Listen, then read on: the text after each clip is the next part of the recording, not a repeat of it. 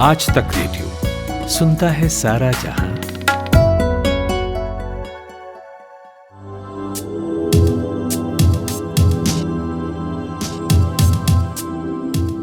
Hello नमस्कार, ये है आज तक रेडियो का स्पेशल शो कोरोना कवरेज। मेरा नाम है खुशबू।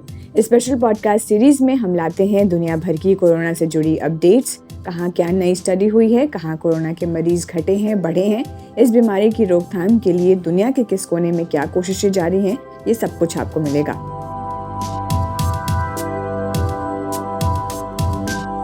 कोरोना वायरस की जब एंट्री हुई थी तो सभी देश का इसने हाल बेहाल करके रख दिया, जो अभी भी जारी है ओमिक्रॉन वेरिएंट के रूप में। नए सिरे से नई परेशानी हमारे सामने खड़ी है। भारत में 33 केसेस हो गए हैं इस वेरिएंट के। दिल्ली में 144 धारा लग गई है जब यहाँ एक और ओमिक्रॉन का केस मिला। सरकारें अपने अपने लेवल पर पूरी कोशिश कर रही है कि कैसे इसके स्प्रेड को रोका जाए। कोविड ने सब जगह हाहाकार मचाया है। क्या शहर क्या गाँव, दोनों जगहों की स्वास्थ्य सेवाओं की क्या स्थिति हुई, ये किसी से छुपा नहीं है। लेकिन जब कोरोना वायरस के जंग में 16 जनवरी 2021 से वैक्सीन लगाए जाने की शुरुआत हुई तो थोड़ी राहत मिली। तब से ही सबसे बड़ी चुनौती ये थी कि आखिर ये वैक्सीनेशन कितनी तेज गति से हो सकेगा और पूरे देश में वैक्सीनेशन करने में कितना वक्त लग जाएगा। वैक्सीनेशन हो रहा है, कभी रिकॉर्ड बनता है, कभी रिकॉर्ड बनाने से पीछे रह जाते हैं हम। इस बीच कई बार हमने कोरोना कवरेज में वैक्सीन से जुड़े जो भी नियम आ रहे थे, सवाल उठ रहे थे, ये पूछा जा रहा था कि वैक्सीन लगवाने के बाद क्या करें, उससे पहले क्या करें, तो वो हमने बताया। जो अफवाहें फैल रही थी उसका सच भी हमने आपको दिखाया। लेकिन आज अगर मैं आपको ये बोलूं कि वैक्सीनेशन का फ़ायदा कितना होगा आप पर, कितना असर करेगा, वो इस पर डिपेंड करता है कि आपने वैक्सीन सुबह में लगवाई है या दोपहर में या शाम में। तो आप भी सोचेंगे कि जो सबसे बेहतर समय हो उस पर ही लगवाया जाएगा। हमने सोचा क्यों ना इसे पहले साइंटिफिकली समझा जाए और इसके फ़ायदे नुकसान के बारे में भी बताएं आपको। हड़बड़ी से काम बिगड़ता है। वैसे ये research journal of biological rhythms में पब्लिश हुई है। इस पर और जानकारी के लिए मैंने बात की यूके के नेशनल हेल्थ में कार्यरत डॉक्टर अविरल वत्स से। डॉक्टर, सबसे पहले तो जो स्टडी हुई है जिसमें कहा गया है कि वैक्सीनेशन दिन के किस समय पर दिया गया है उससे डिसाइड होता है कि एंटीबॉडी रिस्पॉन्स कैसे जनरेट होगी, ये किस आधार पर कहा गया है और कौन सा बेहतर टाइम इसमें बताया गया है? जी, इस स्टडी में देखिए तकरीबन 2700 के करीब जो हेल्थ केयर वर्कर्स थे यूके में हॉस्पिटल में काम करने वाले, उनका डेटा देखा गया है रेट्रोस्पेक्टिवली। एक ऑब्जर्वेशनल स्टडी है ये। इसमें उन्होंने 2700 जो थे वर्कर्स, हेल्थ केयर वर्कर्स, उनका ये देखा कि जब अलग अलग समय पर दी जाती हो, जैसे कि सुबह 9 से 11 के बीच में, 11 से फिर 3 बजे के बीच में और 3 से रात के 10 बजे के बीच में अगर वैक्सीनेशन दी जाती है तो उसका एंटीबॉडी जनरेशन के ऊपर क्या असर है। उन्होंने ये भी देखा कि मेल्स और फीमेल्स में क्या असर है। उन्होंने 2 वैक्सीनेशन जो थी उनको इसमें एनालाइज़ किया। जो एक थी फाइज़र की mRNA वैक्सीन और एस्ट्राजेनेका की जो कि कोविशील्ड भी है, वो देखी। और साथ में ये भी देखा कि नंबर ऑफ़ डेज़ जो पोस्ट वैक्सीनेशन है उस पर भी नज़र डाली कि इन सब पैरामीटर्स पे अगर हम देखें इन दोनों वैक्सीन्स का तो वो कैसा असर है। तो जैसा आप कह रहे हैं कि समय कौन सा था, देखिए ये पाया गया है कि जैसे आप ड्यूरिंग द डे आप डिले करते हैं वैसे ज़्यादा एंटीबॉडीज़ जो थी वो सिग्निफिकेंटली ज़्यादा पाई गई जैसे जैसे हम डिले करते हैं towards the end of the day में। मैं ये भी साथ में ऐड कर दूं, ये जो स्टडी थी ये इसलिए की गई क्योंकि ये ग्रुप ऐसा है जो कि डायरोनल वेरिएशन जो हम कहते हैं या सर्केडियन रिदम, जो हमारा स्लीप पैटर्न जो होता है जागने का, सोने का, उस पैटर्न का हमारे शरीर के ऊपर बड़े अलग अलग तरीके के असर होते हैं। एंटीबॉडीज़ बढ़ना, इम्यूनिटी कब ज़्यादा होती है, कब कम होती है, और जो रेस्पिरेटरी बीमारियां होती हैं वो भी उनकी भी ये डायरोनल वेरिएशन होती है। जैसे हम अस्थमा की बात करें तो वो अक्सर रात को उसकी खांसी ज़्यादा हो सकती है फॉर एग्ज़ाम्पल। तो इसी एंगल से, और उसके भी कारण हैं, उसके भी कुछ टेक्निकल कारण है, उसमें हम नहीं जाएंगे। तो उस एंगल से इन्होंने कोशिश की जानने की कि किस समय पर अगर हम एंटीबॉडी ज़्यादा प्रोड्यूस कर पा रहे हैं तो वो देखा जाए। और जैसा मैंने पहले कहा, एज द डे प्रोग्रेसेस उसमें ये ज़्यादा एंटीबॉडी रिस्पॉन्स जो था वो पाया गया था। और मैं स्टडी को देख रही हूँ तो इसमें एंटीबॉडी के मैग्नीट्यूड को वैक्सीन की टाइप और जो वैक्सीन लगा रहा है जिसको लगाया जा रहा है, मतलब उसका जेंडर भी निर्धारित करता है कि कितना एंटीबॉडी जनरेट होगा। तो ये क्या सेम इसी आधार पर कहा गया है? जी बिल्कुल, जो वैक्सीनेशन की टाइप है उस पे तो बिल्कुल निर्भर कर रहा था कि एंटीबॉडीज़ किस में ज़्यादा जनरेट होंगी। जैसे जो mRNA फाइज़र की है उसमें ज़्यादा एंटीबॉडीज़ जनरेट हो रही थी, और ये हमें रियल वर्ल्ड डेटा से भी मालूम है कि जो mRNA वैक्सीन्स हैं उसमें ज़्यादा जो है एंटीबॉडीज़ वो जनरेट होती हैं। अगर हम कंपेयर करें एस्ट्राजेनेका की कोविशील्ड से, वो एक कंपैरिजन था। और क्या किसी मेडिकेशन का असर कैसा होगा, वो किसी खास बीमारी या उसके लक्षण पर भी डिपेंड करता है क्या डॉक्टर? क्या इस पर इस स्टडी में बात की गई है?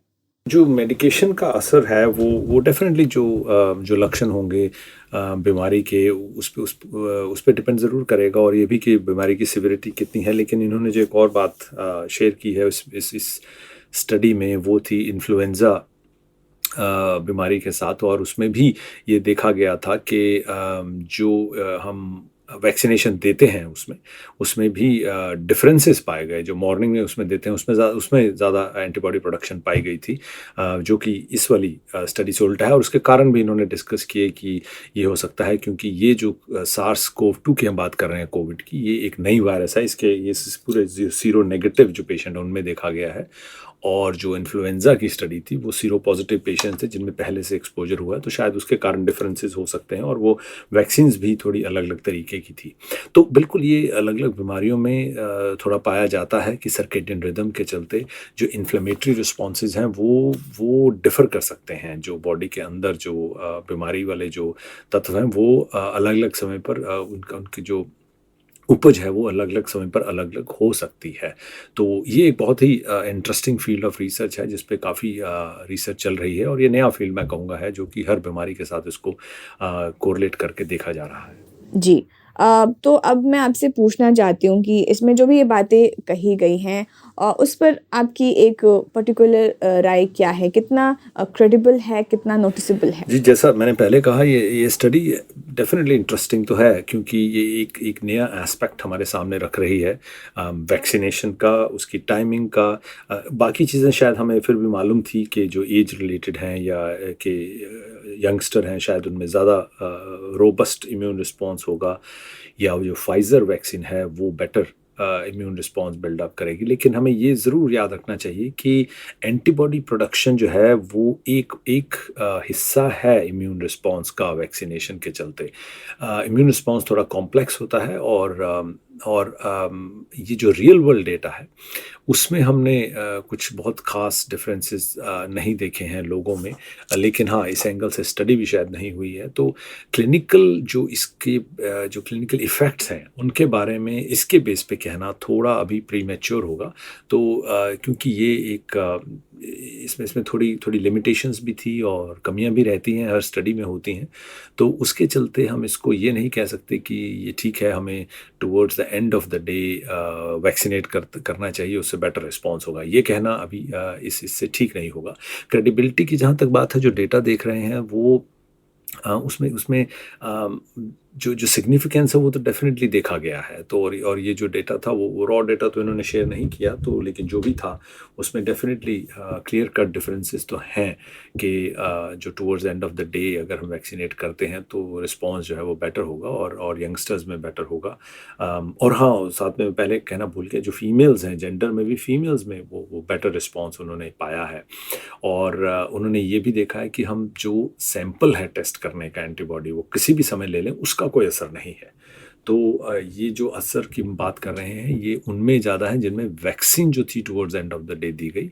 आपने सैंपल चाहे सुबह लिया हो, शाम को, दोपहर को, कभी भी लिया हो टेस्ट करने के लिए, उस पर कोई उस चीज़ का असर नहीं है। और यही चीज़ें बाकी स्टडीज़ में भी पाई गई थी। और क्या जिस तरह के इसके फाइंडिंग्स हैं उससे वैक्सीन की एफिकेसी भी इम्प्रूव की जा सकती है? जी देखिए, जो ये कहना थोड़ा अगेन प्री मैच्योर होगा कि हम इसके चलते एफिकेसी इम्प्रूव कर सकते हैं, क्योंकि उसके कई कारण हैं। जैसा हमने पहले भी कई बार बात की है कि जो वैक्सीन के बाद जो इम्यून रिएक्शन जो होता है शरीर में, या हम कहें कि जो इम्यूनिटी जो खड़ी होती है हमारे शरीर में, वो कॉम्प्लेक्स होती है। उसमें एंटीबॉडीज़ जो हैं वो एक हिस्सा है, और दूसरा हिस्सा होते हैं cell based immunity, T cell based immunity जो होती है वो लॉन्ग टर्म होती है, उस पर एफिकेसी भी डिपेंड करती है। जो एंटीबॉडीज़ होते हैं वो जो हमारे म्यूकोजल सरफेस होते हैं, जैसे नाक हुआ या मुंह हुआ, इन म्यूकोजल सरफेसेस में ये जो एंटीबॉडीज़ हैं वो ज़्यादा एक्ट करती हैं ताकि वायरस को एकदम शुरू में ही ध्वस्त कर दिया जाए। लेकिन वायरस को अंदर शरीर में लड़ने के लिए जो ताकत होती है वो टी सेल से आती है। तो एफिकेसी जो है इस सब को टोटल करके देखती है। तो उस पे कमेंट करना कि वो शायद हम चेंज कर सकते हैं वो थोड़ा प्रीमेच्योर होगा। देखिए, असर ज़रूर हो सकता है, लेकिन आई डोंट थिंक कि इस एक स्टडी के चलते we should change any strategy. जो क्लिनिकल रिकमेंडेशंस होती हैं वो अक्सर और भी ज़्यादा रोबस्ट डाटा चाहिए होता है और उसमें क्लियर क्लिनिकल इम्प्रूवमेंट देखी जानी चाहिए, तभी हम वो रिकमेंडेशंस करते हैं वॉलंटियर्स में, पेशेंट्स में, वट एवर द ट्रीटमेंट है। सो आई डोंट थिंक कि हम वैक्सीन की एफिकेसी को ऐसी इस स्टडी के बेस पर हम इम्प्रूव कर सकते हैं, या हमें वैक्सीनेशन के टाइमिंग को लेकर अभी से चेंजेस ले आनी चाहिए, क्योंकि we need many more studies like this, और उसके अलग अलग पैरामीटर्स को हमें देखना पड़ेगा। तो I don't think we should worry too much about के एफिकेसी टाइमिंग के साथ शायद इम्प्रूव हो सकती हो।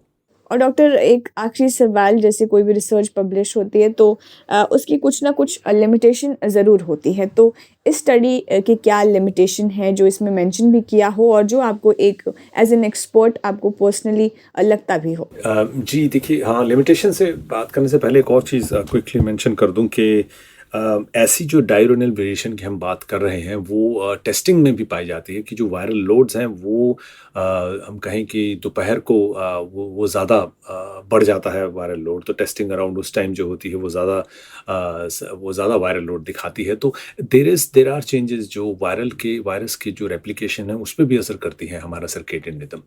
लिमिटेशंस की जब हम बात करते हैं तो इन्होंने वैसे बहुत बखूबी इस पेपर के एंड में खुद ही इन्होंने लिमिटेशंस जो हैं बहुत बढ़िया तरीके से एनलिस्ट की हैं, जिसमें कि जिसमें सबसे पहले जो इन्होंने मेंशन किया वो ये था कि इन्होंने जो सैंपल लिया है स्पाइक प्रोटीन का, जो रिस्पॉन्स है स्पाइक प्रोटीन को एंटीबॉडीज़ का, वो सैम्पलिंग सभी में मल्टीपल टाइम्स नहीं लिया गया।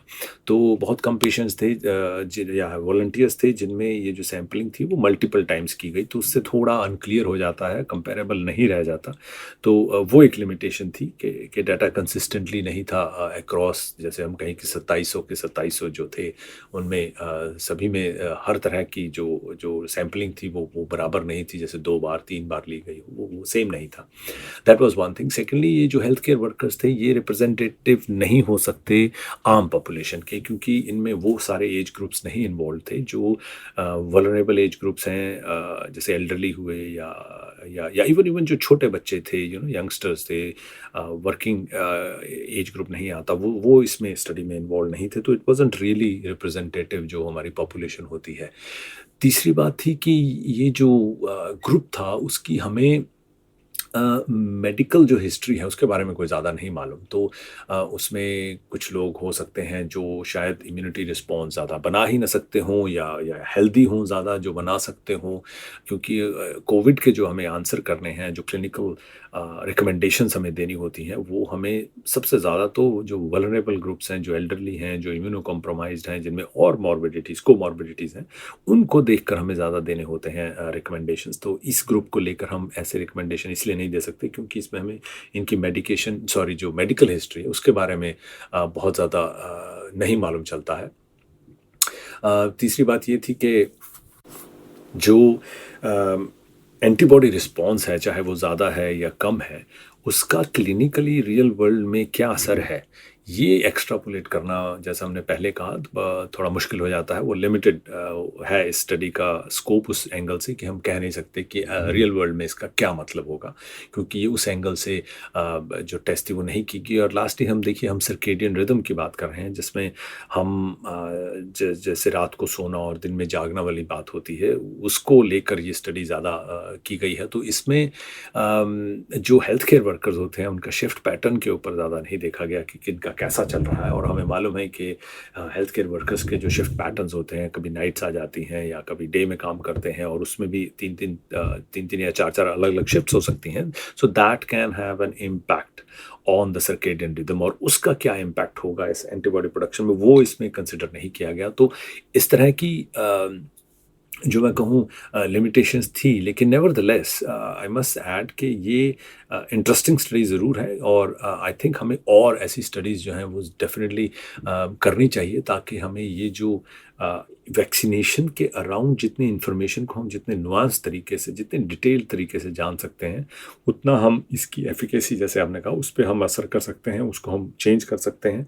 तो आई वुड डेफिनेटली से कि और अगर स्टडीज़ जो ये खुद भी रिकमेंड करते हैं कि और भी ज़्यादा स्टडीज़ हों, जिसमें कि जो हमारी इस स्टडी की जो लिमिटेशंस हैं उसको भी एड्रेस किया जा सके, और we can get more information कि अगर हम टाइमिंग के साथ जो है वैक्सीनेशन के टाइमिंग के साथ भी हम एफिकेसी पे असर कर सकते हैं, तो दैट विल बी ग्रेट।